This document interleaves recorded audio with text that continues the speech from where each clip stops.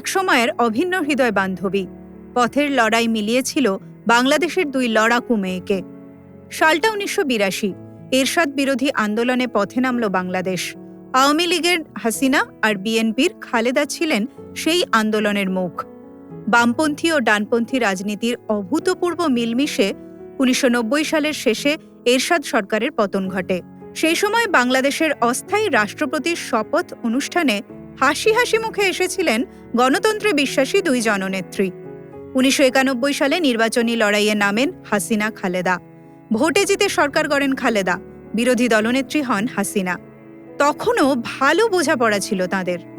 ১৯৯৩ সালে খালেদা পুত্র তারেক রহমানের বিয়েতে নিমন্ত্রিত ছিলেন হাসিনা। স্বামী ওয়াজেদ মিয়ার সঙ্গে সেই নিমন্ত্রণ রক্ষাও করেন তিনি। ১৯৯৬ সালে একপাক্ষিক নির্বাচনে জিতে যান খালেদা। বিএনপি সরকার তৈরি করলে প্রতিরোধ আন্দোলন গড়ে তোলে আওয়ামী লীগ। সে বছরই আবার নির্বাচন হয় বাংলাদেশে, জেতেন হাসিনা। বিরোধী নেত্রী হন খালেদা।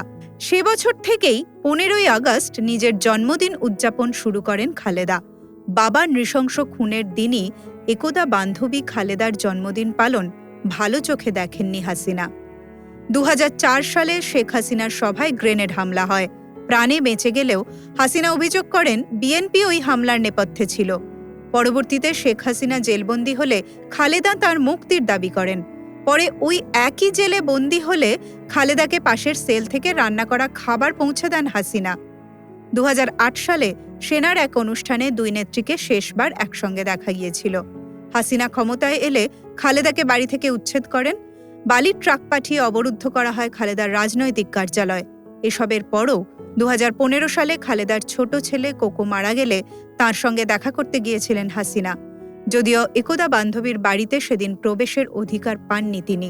জিয়া অরফানেজ ট্রাস্টের মামলায় হাসিনার আমলেই দীর্ঘ বন্দি জীবন কাটান খালেদা। অসুস্থ হয়ে পড়েন খালেদা। বিএনপি সমর্থকরা বলেন, দীর্ঘ রাজনৈতিক কেরিয়ারে দুজনের সম্পর্কের কফিনে শেষ পেরেকটা পুঁতেছিলেন হাসিনাই। ফলো করুন সংবাদ প্রতিদিন ডিজিটাল।